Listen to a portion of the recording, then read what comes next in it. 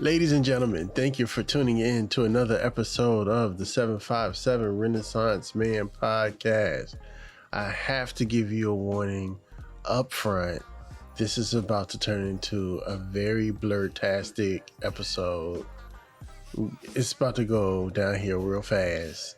Ladies and gentlemen, I want to introduce you to my brother in podcasting, Drew from Drew versus the World.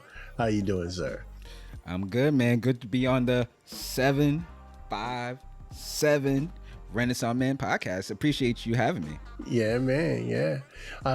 So I've talked before that I have a very specific group of podcasters that we normally get up in the morning. We kind of plot our world domination for the day together. We run ideas across each other. And you're one of this fantastic conglomerate that we have. So while I have you here, we're gonna nerd out about podcasting and the things that we have to do and what we have to face, not only being podcasters, but being podcasters of color. Listen, man. You said I listened to Michael Muno's show, and he was talking about having 3-4 hours, 4 days, and 8 months to talk about this. We can go on forever, but just to touch on the community that we have and how much it's inspirational to both of us is that they have done this daily, podcast, I guess, Clubhouse room for probably almost 6 or 7 months, and I've only missed, let's say, maybe 3 days out of those 7-8 months because they just don't. It's not just information that you gather; it's a sense of friendship, genuine friendship. People bouncing ideas off each other. People with open minds that have years and years of experience, giving you, insight on something that you are doing and you thought was just a hobby. Before I started Clubhouse, I didn't know. I knew there was that many podcasts, but I didn't know there were that many podcasters. Right. So now you see how many, so much plethora, so much different variety. There are people that are, that do safety. There are people that do about suicide prevention. There are people that do, different realms of the world of podcasting, and it just makes you more hungry for that space because now you know that you can find a niche inside this niche of itself. But being black in the podcast space is a whole different ballgame because you are thought to have to keep this cool, quote unquote, cool facade, or not be, like we say, blurred, or be not controversial, but be different than the quote unquote norm is. So it's always tying that line to being exactly who you want to be, and it's hard to get in those spaces. And there's a lot of white people in our community that are like, yeah, I do this and I do, and we're like, and I'm like, I can't really do it like that because either I'm going to be called an Uncle Tom, or I'm going to be I'm going to be pushed down in the Patreon of other podcasters because they're like, okay, we already have one of you already. So it's a hard line to try, man. But it's fun as fun as heck. This is beautiful. What is this, velvet? So, yeah, that might happen a couple of times during this episode, but it's all good.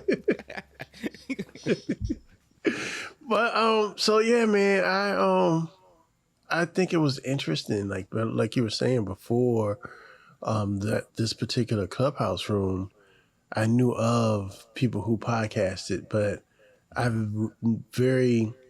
I didn't know personally other podcasters, with one exception. My cousin is the one who gave me the podcast bug. He invited me on his podcast, but he lives in Oklahoma, so it was like nobody I could really like physically go out to and touch and like ask questions and get feedback and find out different strategies until I stumbled across this particular room. And I think maybe, I'm very anti Apple.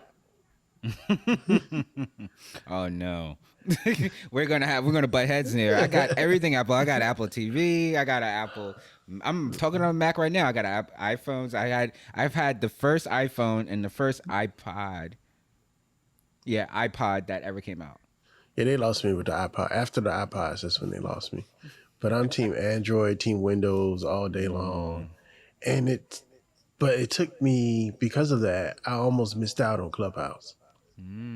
Okay. Like it really took another cousin of mine who's a music producer was like, hey, no, I don't care what you got going on.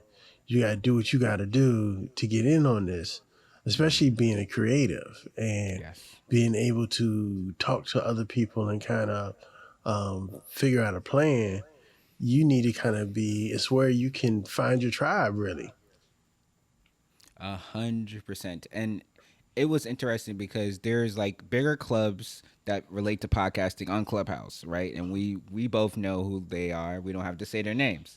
But it just feels like you're one of a number, right? But with this community, it feels like you're almost friends without meeting people. And that's where because even I was there a little bit before you.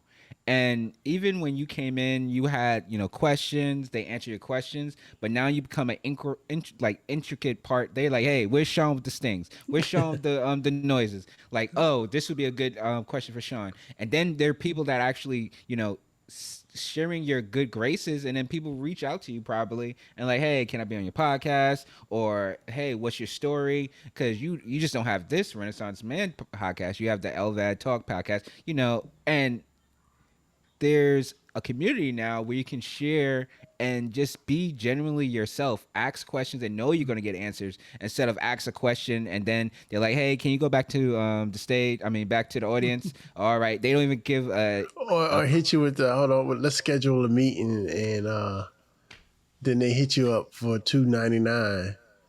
Oh man. All right. So I had like a similar experience, and it was this gentleman. I'm not going to name no names. Name him. My God! But he reached out to me. He's like, "Oh yeah, I can get you celebrity interviews." I'm like, "Okay, cool." I'm not really into the celebrity game, but it'll be cool to have some celebrities I want to have on. But I want like weird celebrities, like Edward Matthau. Like I want weird people, like in my people that are not like Tom Cruise or something like that. So he talks to me, and I'm like, he gives me a price. I'm like, what? I'm like, whoa, that's freaking insane. First and foremost, I'm like, and then I'm looking at the work he's done. I'm like, it's kind of mediocre compared to what I'm doing. I know you have a bigger stage, yes, but your green screen work is trash. Your video work is trash. Your Instagram followers are, you have Instagram followers, but it's no interaction. It was just a whole thing of, it just went downhill from there. And I've been in that space once, and every time somebody hits me up like, "Oh, can you?" No, I don't. I wash my hands of that situation, and I'd rather go after people that I want on the podcast that are interesting to me and don't have as many likes or many followers than people that have millions and millions of followers. And I mean, well, if you tune into Drew vs. the World the next couple of weeks, you might see somebody with a couple people with a lot of followers. But I'm just saying, I did it myself though. So what started the Drew versus the World podcast? What was your inspiration? And then how did you finally get started? So this is a great story, and I'll be sharing this at shareyourpod.com. Shareyourpod.com. But it was interesting because I was in a stage in my life where I'm a very technical guy. I deal with data on a day-to-day basis, deal with like a lot of technology. and I was that type A personality, but I always loved the arts. I always loved to sit down and listen to music. Live music is my jam, right? Literally my jam. And I love live art. I love like even looking at murals that have been painted on streetcars and on buildings. Have always interested me. So I was really hungry for doing something myself that was artistic but also kept me in kind of my lively role. And the one thing I do love is I love to travel. So I've been to like 30 plus countries, and I love to experience different people. I think I've learned more from people than I ever learned from school. So I was sitting down with a bunch of my friends who are like rap artists, media, like um, media creators, a couple videographers, a couple of photographers, and some people that just they I call them, they straight up hustlers. From an arts game, from we don't want to talk about it type game, but we were just all sitting down and we were just like, yeah, man, we're gonna do this, you're gonna do this, we're gonna do this. And I was like, okay. They was like, Drew, you should do something. And I was like, well, I really want to do a podcast, but I really don't know. So it took me 5 months because I'm a researchaholic. I researched all the podcast spaces in Charlotte. I went and I kept on going, and it was on my work laptop, and I would keep on going to that same site over and over again. I was like, is it my time now? No, I don't really, I don't have no guests. I don't really know what to do. So I went one day. My friend was just like, listen, you should just do it. Like, just do something and we'll be there for you. And I was like, okay, let me look at the space. So I took the space, and so we sat down and we was like, oh, okay, it could be an interview based podcast. And I was like, okay, and I can interview you guys because you guys are artists, you guys are in kind of the arts and stuff like that. So I was like, interview you guys and it can work out like that. So I was coming up with a name, and I was like, I kind of want to be like Drew's podcast or something. I want to connect to me. And he was like, man, you're always like trying to go against people, like in conversation, because I'm a blurred too. So if you want to talk Spider-Man, if you want to talk like things, I'm very like, I will use my hands and I will talk to you like this. I'd be like, no.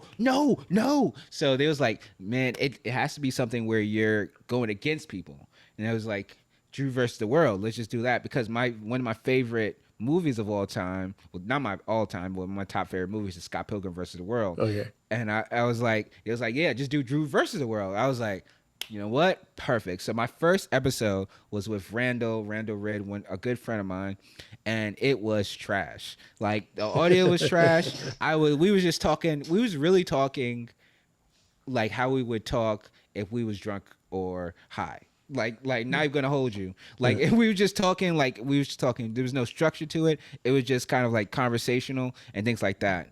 And I know people say a lot that that's how it's supposed to be, but a lot of the times what was happening is we was given the breadth of the situation, the complete understanding of everything. So that's how I really got started. I had 2 lapel mics. My homeboy hooked me up with, he had a little camera on his phone, and we just talked into 2 iPhones. And then send that to my boy, and he chopped it up, and then that was the first episode, and that was the beginning of Traverse the World. Until I found that I used that space that I was looking at for months and months and months, and then that's when I started like interviewing people, local people here in Charlotte as well. So do you find that most of the people you interview are local, and is that done on purpose?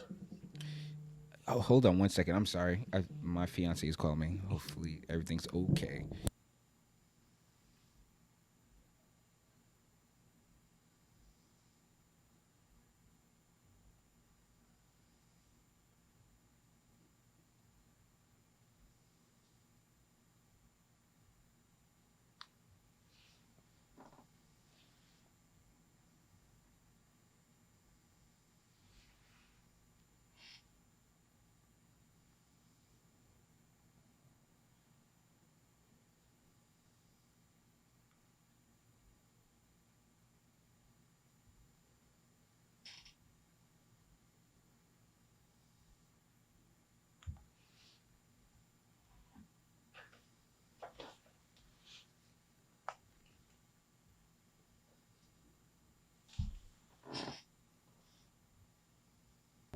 Okay, can you hear me? Yeah. All right. Post. This is being post.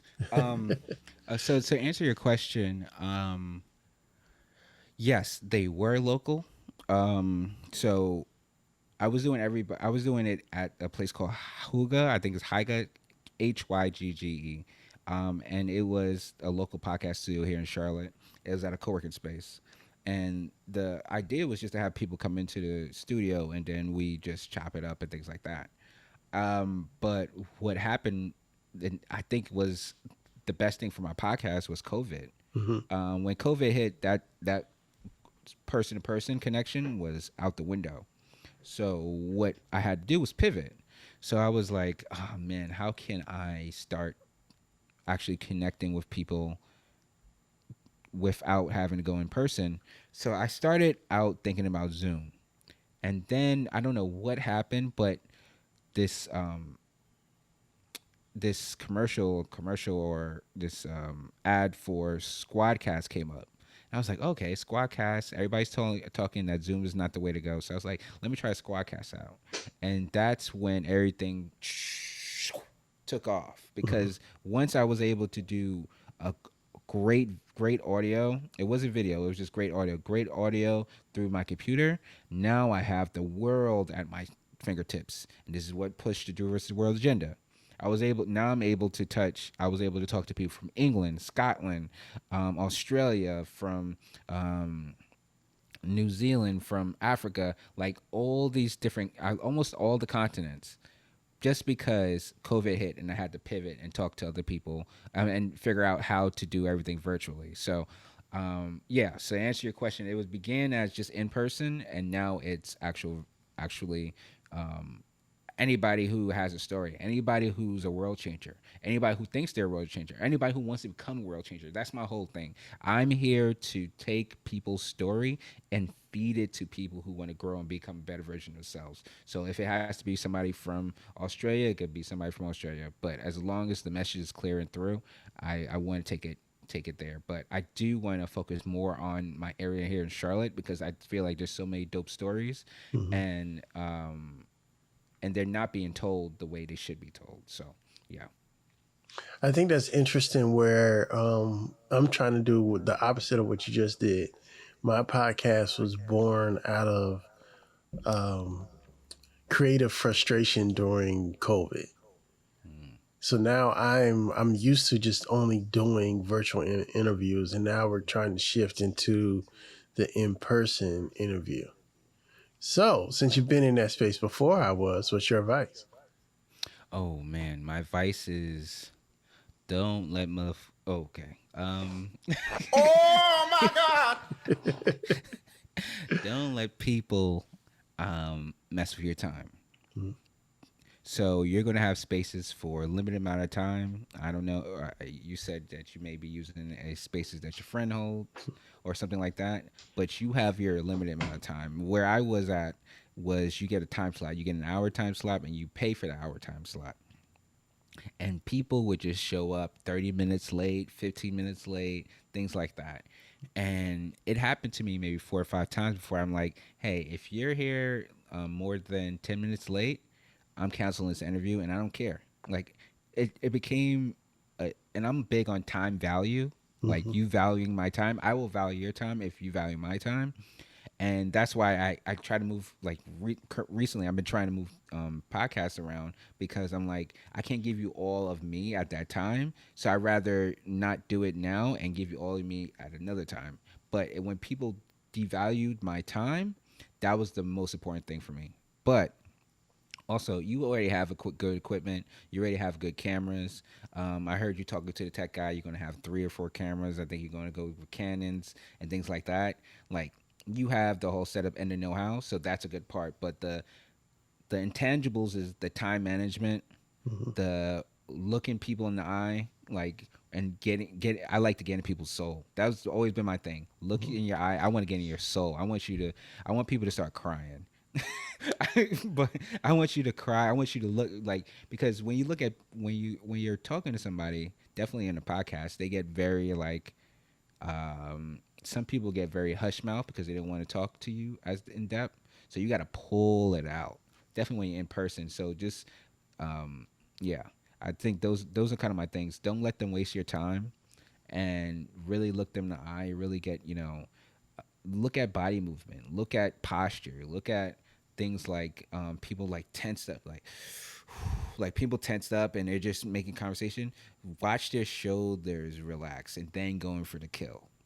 So that's like, I wouldn't say you have to be like have those questions that are like, oh my goodness, like, oh, like nothing like that, but ask those thought-provoking questions at that time, because then they're loose with you. And always be early for yourself. Be early for yourself. So if you're gonna have to be there at 1 o'clock, make sure you're there at at 12:30. So you got to set up, you got to sit down, you got to get comfortable yourself. And when they come in and they're like, oh man, like you got this all set up, like, and the bigger guests will appreciate that, because it's, again, you're valuing their time now. So they'll be like, okay, what do you need from me? That's why when I sat down here, I asked you, what do you want from this episode? Because that's an important part too, because you want to know what your, interviewer wants to get out of you. And that's so those are my keys to in-person podcasting, a little bit. All right. So right now, I'm going to ask you a double question. Ooh. What makes Drew happy right now? And what pisses Drew off right now? Ooh. In podcasting or just in life? Just in life. Ooh, man. You know what makes me happy? Oh man, this is gonna make me sad. But where I'm at as a man, and when I say that is, I was very much the type of person to be, very selfish with my time. Very like, I didn't want to be a father. I didn't want to be a husband. I just wanted to do what I wanted to do, right? And I've come to enjoy all aspects of those things that I didn't want to do so much, to the point where I don't see myself without it. And every day I wake up and I see my children and I see my fiance, and I figure out like, okay, I got a decent job, but I even have a better family at all times. It's just what makes me so happy. And I don't show it a lot, and I don't think I give it as much value as I should. And I'm working on that, through therapy, through just meditation, through just all those different things. But that's what makes me happy. Just understanding the growth of who I became, because I could have went left very early in life. And I'm happy that I made that pivot right. And I changed a lot of because my first daughter, I mean, my daughter in general, she's not my first daughter, but my daughter in general, she was, I want to say, she was a surprise, to say the least. So at that time, I was wilding out, boy. I was going to parties. I was spending money. I had a nice job, nice suits. I was moving around. And I didn't care who I was messing with or what I was doing. I was just going to have a good time. And she just grounded the hell out of me. And I was so happy that happened, because it pivoted me to who I am now. So I'm happy about that. I'm happy about my family. I'm happy about the man who I am now. What pisses me off, man, I don't know who's going to see this, but my my connection to my daughter's mother pisses me off right now. Okay. I'm be 100% candid. I don't care. Oh my God! And it's because I feel like I've been doing the work on myself, but she hasn't been doing the work on herself. And I feel like I come in, because I used to be a hot-headed young boy. And I come in now with like peace and grace and love and compassion and empathy, and it's met with vitriol at all points, and that pisses me off. Right now we're having a heated debate about school supplies. And I'm like, I brought all the school supplies. I'm going to send them to you. Oh, well, I want them now. Like, what? Like, school doesn't start for another 2 weeks. Like, what's happening here? Oh, I want these clothes. I'm like, okay, why are we doing 50? Then I have to integrate that with my new relationship, So trying to integrate that relationship with a new relationship, and my fiance seeing me getting frustrated now, she's like wanting to snap back at her. I'm like, kind of gotta chill, but kind of don't chill. so so that's what kind of makes me mad. But I really, a lot of the time, it's a lot of yoga, a lot of like, I do a lot of like, I was really big into combat sports growing up. So I wanted to be an MMA fighter. So I used to do a lot of Thai kickboxing and things like that. So I got back into that mode and getting back into jiu-jitsu. And I've been doing that, and that's been helping me release a lot of anger. So has been lifting weights. So has been, just working out. Even yoga has been big. And again, therapy. I can't see that any more. If you need help, have somebody to talk to, and it's okay to not be okay. Mm-hmm. And as a young black man, saying that wouldn't happen 15, 20 years ago. So I hope people are taking that their mental health is as important as their physical health at all times. All right, so that's a good place to land. Mental health, I find, like you were saying, 10, 15 years ago, two young black men talking on a platform, mental health probably wouldn't have come up. No, we would have said the word bitch at least 3 times by now. So let's big facts, like, and it's great that the world is changing, and it's good that we're changing that aspect of our lives, understanding that people have anxiety. But then it comes with the extremes of it too, because now everybody's like, oh, my toe hurts, I have anxiety, I can't go to work. Like, I'm like, listen, so the only time I even say I'm anxious is like when I feel my body being anxious, because anxiety is not something you can diagnose yourself. It's actually, it has to be diagnosed by a doctor. So if people saying you're anxious, no, that's your body's just natural fight or flight instincts just taking into effect. Now, anxiety is crippling. It's like you not getting out your bed in the morning, or you're thinking, you can't go to sleep at night, or things are happening in your brain that you can't control without some type of drugs to kind of soothe it down. So that's the good and bad part of this whole mental health renaissance, is that some people are extremely overly mental health. Mm-hmm. I don't know if that doesn't make sense. And then there's some people that they are still in the old school way of like, I'm not talking about my feelings, get out my face. Like, I'm gonna deal with this. I'm gonna shove this down. And then that shoving down comes, here's cancer or something, like some Mm-hmm. physical ailment. And you're like, oh, why do I feel so bad? I'm keeping myself healthy. And it's gonna come out some way. Like, either it's gonna come out your mouth, it's gonna come out in some physical like ailment, headaches, migraines, shaky leg syndrome. I don't know what it is, but you're going to get something out from your physical that's coming out to your mental. So hey, everybody out there, take care of your mental health.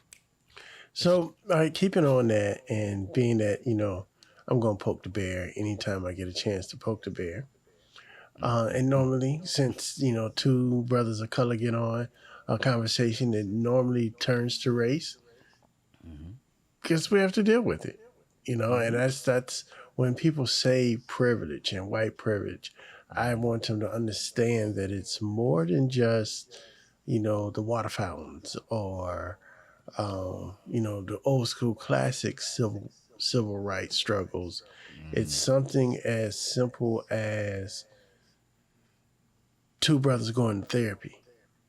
That's privilege. And the fact that certain people, without offending anybody, Karens, tend to have a skewed outlook on what anxiety really is. Like, to me, you know, just because somebody asks you to take your mask off shouldn't be anxiety, or put your mask on shouldn't be anxiety triggering. The fact that one of my ancestors was hanging from a tree should be. So it's kind of like that's one of the things I struggle with. Like, I want to be sensitive to other people, but your anxiety and my anxiety are two different things. And we both know there are some things, and this is genetic. There's some things that are transferred through genes, right? There's some things that are transferred through life experiences from people that you know in your generation, and that's trauma. Right. Right. Trauma is passed along from generation to generation, and from your great grandfather seeing you know family members, friends being hung from trees, that trickles down into your livelihood, like your day to day. And that's not like, oh, it was thousands of years ago, it was 2,000 No. years ago. No. That was one generation ago. That was Yeah. like 50 years or less. like your grandparents knew about that. It's not like your great grandparents knew about that. It's like your grandparents knew about that. And when you say that, it brings it to a space of like, people have to understand where you're starting from. This is not the same race. If I'm running an 800 meter, if I'm running 100 meters and you're starting at the 50 meter and I'm starting all the way back inside my home, I have to get to the stadium to run the same race as you. You obviously have an advantage, and that's the privilege that you have. Now, I'm not saying that the privilege you have has not been created by successes in your racial group, but you also have to say we have helped you with your successes as well. So for you not to pull us up while you're being pulled up, that's where I find the issue. Don't push us down in the trenches when we were the one in the trenches fighting with you, and or fighting a better fight than you have ever fought. And it's this whole thing is a racism, and people just, it's just, come the fuck on now. Like, come on. Like, you know. Oh my god. like you know what's happening. There's no like, oh, I didn't know I lived in Missouri and this thing happened in New York. I have no idea what happened. Mhm. You understand racism, and as somebody living in Missouri, there's internet, there's YouTube, there's social media. You've seen all this happen. So for you to be socially ignorant is crazy. And back to your thing about anxiety, social anxiety is real too. Mhm. Definitely for a black man being in white spaces. Mhm. To have that social anxiety, we're just going into that space. You're like, okay, do I have to code switch here? Can I be myself? Can I wear these Jordans? Can I not wear these Jordans? Can I wear the polo, or do I have to wear these Brooks Brothers? Like, you have to think about all these different things, because where you're at in your life might be not the same place these white people are at, and they're the majority of the people you're going to see every day. Mhm. So what I always like to do, and I do this with my family too, is I love being in black spaces. So I take my daughter like every other week or every week to a black owned restaurant or a black owned store or a black owned so that she sees people that are looking like you across the counter, and they're not just flipping fries, they're giving you goods. They're what you call it, saying, hey, how you doing? And you see a face that's smiling back at you that look like you. So it's important to be in these black spaces and understand that, you know, I don't want to call it separation, but some type of separation from your white counterparts needs to happen for your mental health, because you need to be in your tribe. You need to see people that look like you. Now, you can not see people that look like you and be a Charlie all you want,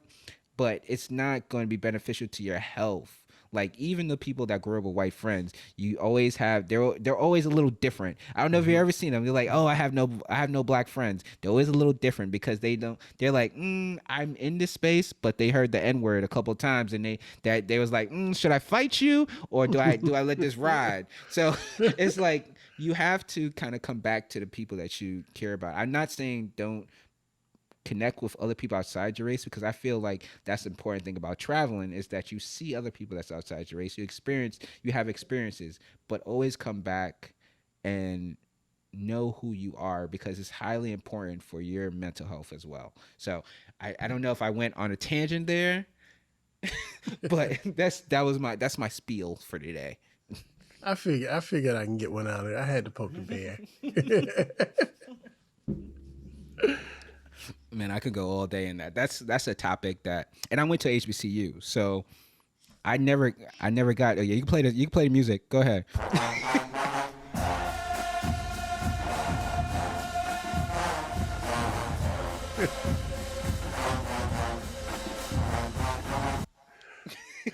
All right, so tell everybody which HBCU you went to. The illustrious, the infamous John C. Smith Universities.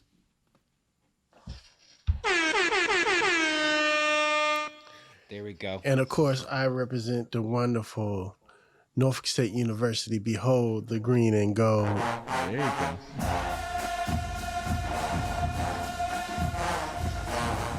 Hey, do the robot like the Chappelle Show.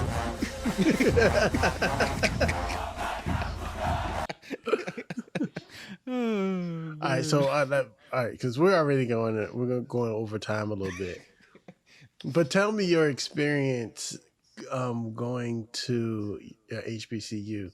Now, did you go to your HBCU from a black school or a white high school? See, I live in Brooklyn, New York. I grew up in New York, so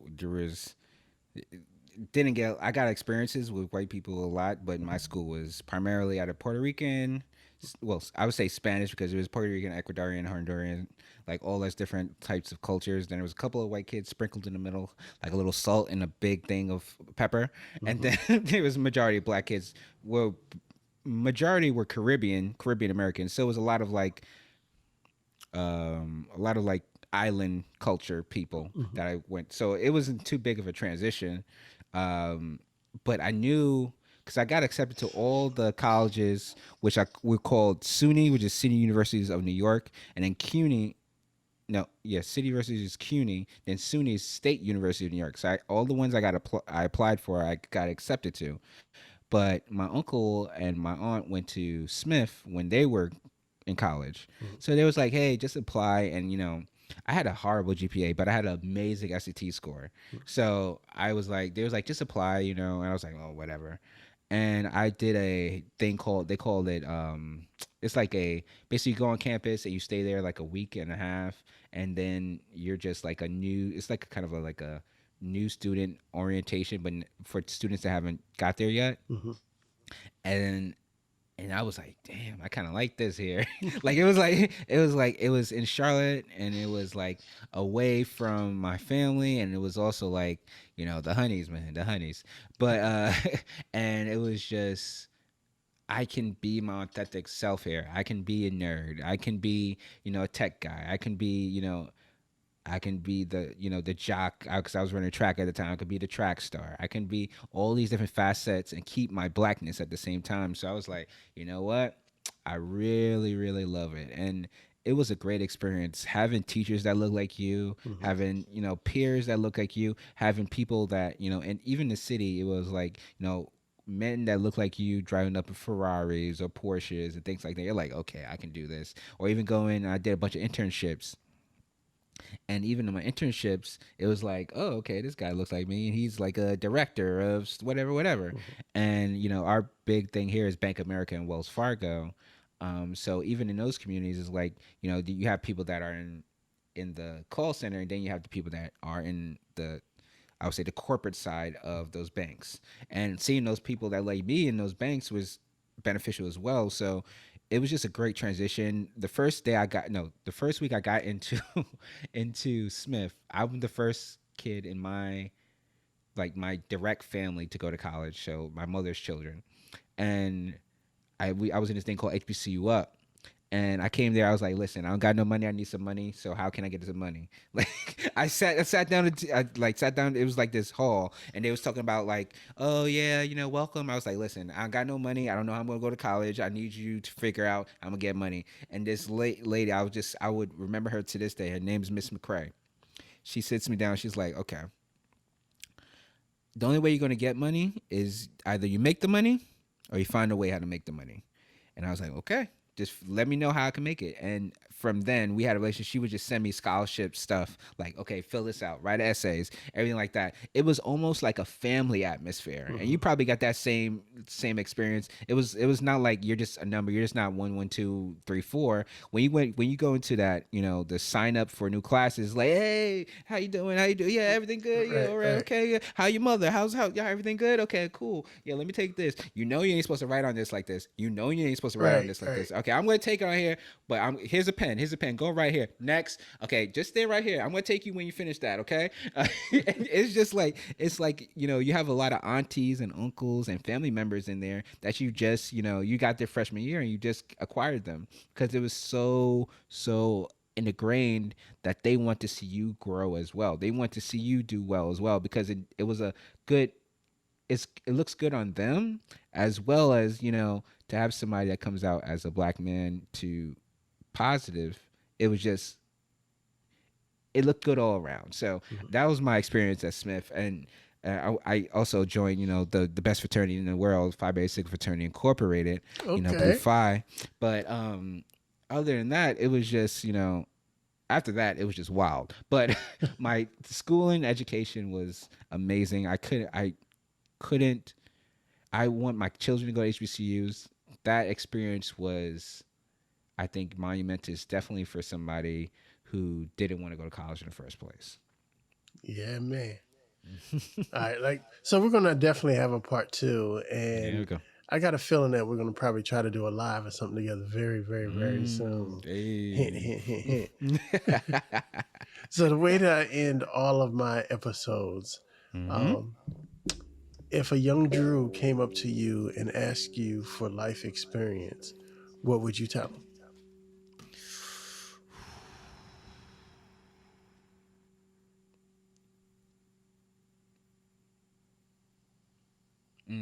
Two things.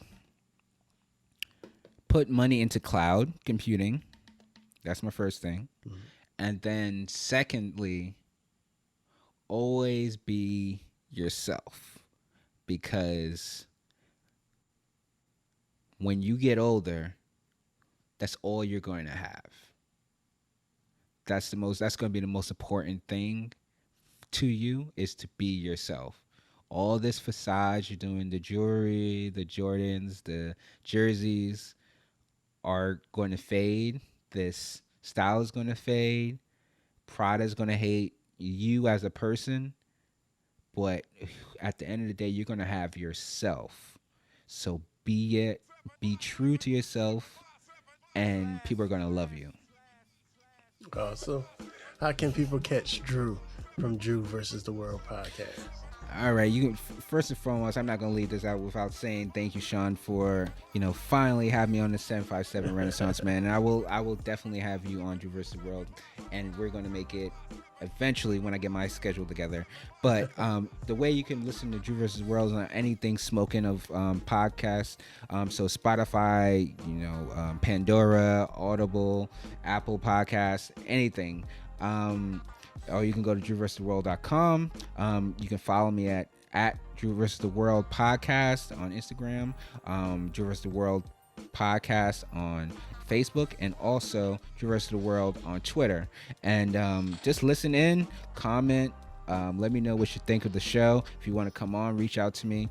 And again, love, peace, chicken grease from the Drew. Ladies and gentlemen, this has been another episode of the 757 Renaissance Man podcast. As always, you can reach us at 757renaissanceman.com.